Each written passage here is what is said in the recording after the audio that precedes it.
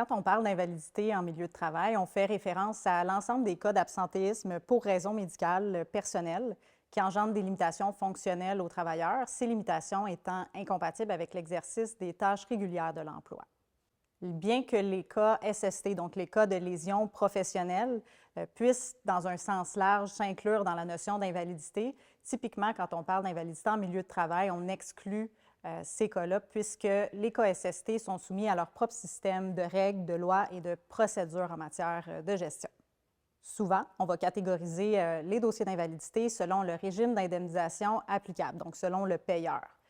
On va parler de dossiers invalidité courte et longue durée, donc ICD, ILD, les dossiers de chômage maladie, les dossiers RRQ, IVAC, SAC, puis les dossiers d'auto-assurance quand l'employeur est lui-même l'assureur.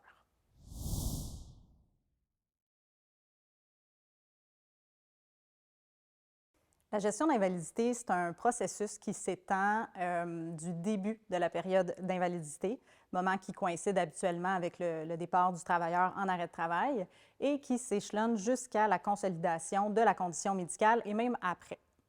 C'est un enchaînement d'étapes qui inclut notamment l'entretien initial avec le travailleur, la collecte d'informations pour motiver l'absence, l'évaluation de l'admissibilité aux prestations d'assurance salaire, les suivis médicaux en cours de route, l'accompagnement du travailleur, l'utilisation de stratégies appropriées, la coordination du retour au travail et la prévention des rechutes.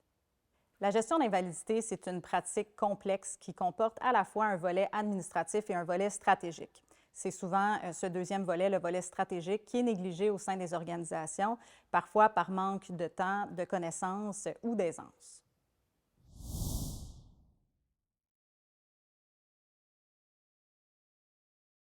Ce qu'il faut savoir, c'est qu'en matière de gestion d'invalidité, l'encadrement légal est assez limité. Il y a peu de lois précises et formelles qui encadrent la pratique. On va trouver certaines de ces lois dans les chartes des droits et libertés de la personne ou encore dans les normes du travail, mais essentiellement, pour les questions d'ordre légal, c'est à la jurisprudence qu'il faut se référer. Il y a plusieurs zones grises. Rarement, on va trouver des réponses noires sur blanc, des réponses claires et sans équivoque à nos questions d'ordre légal. Ça peut paraître déstabilisant, mais en même temps, ça laisse place à plus de liberté. Ça nous permet d'être plus créatifs et novateurs en matière de stratégie à déployer. Au niveau des assises légales, ce qu'on peut dire, c'est que les employés et les employeurs ont chacun des droits et obligations. L'employeur, notamment, se doit de respecter la vie privée, assurer la confidentialité des informations, participer aux exercices d'accommodement si c'est requis et maintenir le lien d'emploi et les conditions de travail du travailleur absent.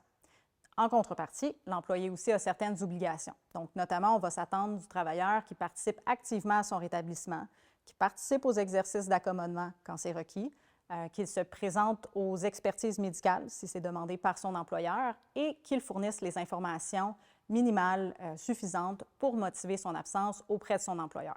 Selon la loi, information minimale ou suffisante, ça devrait se traduire par un biais médical qui inclut les motifs de l'absence, la durée de l'absence prescrite, les limitations fonctionnelles et le pronostic quant au retour au travail.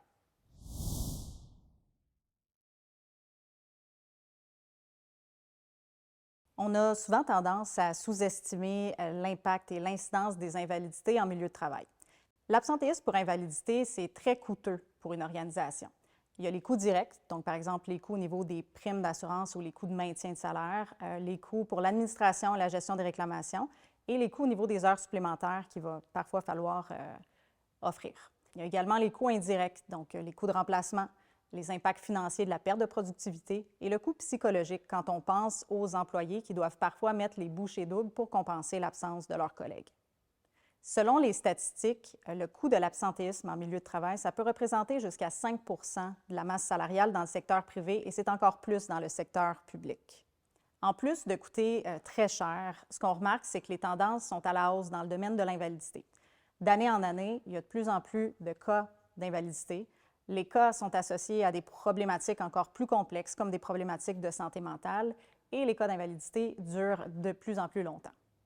Pour vous donner quelques chiffres, au niveau de l'incidence, on dit qu'au Canada, un travailleur sur 3 va connaître dans sa vie active une période d'invalidité de plus de 90 jours. Au niveau des cas de santé mentale, l'Organisation mondiale de la santé nous dit qu'actuellement, c'est 450 millions de personnes qui sont atteintes d'une problématique de santé mentale. Ça en fait la cause numéro 1 d'invalidité à travers le monde. Pour nos assureurs, les cas de santé mentale représentent 30 des demandes de règlement, mais 45 des coûts de règlement. Au niveau de la durée des absences, ce qu'on a nous-mêmes constaté chez un de nos assureurs partenaires, pour tout employeur confondu, c'est une augmentation de près de 10 en 7 ans.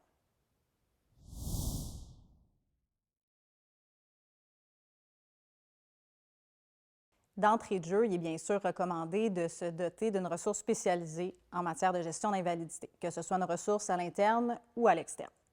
Ensuite, ce qu'il faut comprendre, c'est que gérer des dossiers d'invalidité, ça ne se limite pas seulement à récolter des billets médicaux de suivi à une certaine fréquence. La gestion d'invalidité, ça comporte tout un volet stratégique. Donc, il ne faut pas hésiter à utiliser les stratégies de gestion appropriées au moment opportun. Quelques exemples de stratégies qu'on peut utiliser en cours de route. On peut communiquer avec l'équipe médicale traitante, on peut demander une expertise médicale ou un avis médical sur dossier à un médecin expert, on peut envisager une surveillance si on a des doutes, on peut faire appel à un spécialiste en réadaptation pour encadrer le rétablissement, on peut considérer investir en clinique privée si les délais d'attente au public sont trop longs. On peut également proposer proactivement un plan de retour progressif ou également certaines mesures d'accommodement aux médecins. Puis, on peut voir organiser une rencontre de facilitation si jamais il y avait certains enjeux reliés au travail qui ont peut-être contribué à l'absence et qui contribuent peut-être à retarder le retour en emploi. Quand on parle de stratégie, on ne parle pas seulement de stratégie pour confronter ou pour remettre en doute l'état d'invalidité d'un travailleur. On parle aussi et surtout de stratégies positives pour aider le travailleur et favoriser son rétablissement. Quand on envoie en expertise médicale, par exemple, ce n'est pas nécessairement parce qu'on a des doutes sur le fait que le travailleur soit réellement invalide. Ça peut être parce que le dossier stagne et qu'on veut aller chercher un deuxième avis médical et peut-être des recommandations de traitement qui pourraient s'avérer très bénéfiques. Au final, il faut se rappeler qu'on a tous le même objectif, l'employeur, l'assureur, l'équipe médicale et le travailleur. On veut favoriser un rétablissement dans les meilleurs délais. Donc, on a tous intérêt à collaborer en ce sens. Donc, quelques exemples de bonnes pratiques qu'on peut mettre en place en matière de gestion d'invalidité. Premièrement, on peut se doter d'une politique interne en matière de gestion des absences. Ensuite, il faut vraiment veiller à préserver la relation employé-employeur et maintenir un lien et un contact avec les employés qui sont absents. Parfois, les gestionnaires nous demandent est-ce que je peux communiquer avec mon employé qui est absent pour prendre de ses nouvelles? Ou encore, un employeur va se demander est-ce que je devrais inviter mes employés absents au party de Noël? Bien, c'est sûr que c'est du cas par cas, mais je vous dirais que dans la majorité des cas, ça peut être recommandé. Puis finalement, il faut veiller à mettre en place les qualités humaines, l'empathie, la bienveillance et éviter de tomber dans les préjugés qui sont encore beaucoup trop présents de nos jours. Donc, ce n'est pas parce que Paulette a l'air d'avoir beaucoup de plaisir dans son party de famille sur Facebook qu'elle n'est pas réellement en dépression majeure. Être en dépression, ça ne veut pas dire de rester en petite boule dans un coin de sa chambre à pleurer 24/7. Donc, je ne suis pas en train de vous dire de ne pas rester vigilant, mais il faut faire attention aux idées préconçues.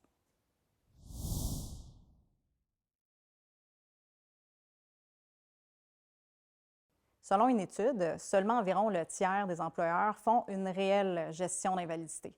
Pourquoi? Bien, peut-être parce qu'ils n'ont pas de ressources spécialisées en la matière, peut-être parce que cette ressource n'a pas le temps ou encore n'est pas à l'aise avec la pratique.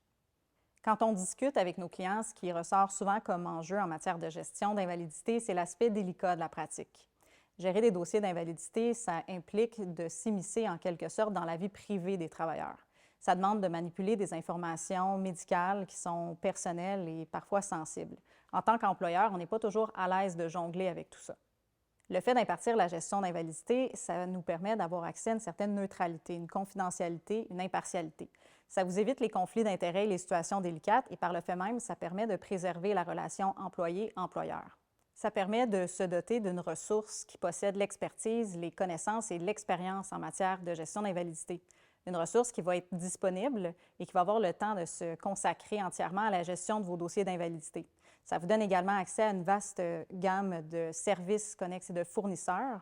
Et finalement, ça vous permet d'économiser.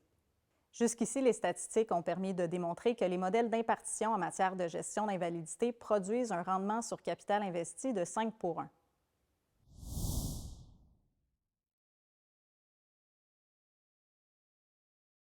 Chez Lucie, on propose une formule unique, une formule complète et clé en main en matière de gestion d'invalidité. En gestion d'invalidité, il y a deux principaux aspects à considérer. Il y a l'aspect assurance ou indemnisation Puis il y a l'aspect ressources humaines ou relations de travail. L'aspect assurance ou indemnisation, ça demande de connaître les contrats d'assurance, les clauses au niveau de l'invalidité et les critères d'admissibilité pour être éligible à l'assurance salaire. Quand on cherche un fournisseur ou un service de gestion d'invalidité sur le marché, c'est typiquement l'aspect assurance que les ressources vont nous proposer de prendre en main.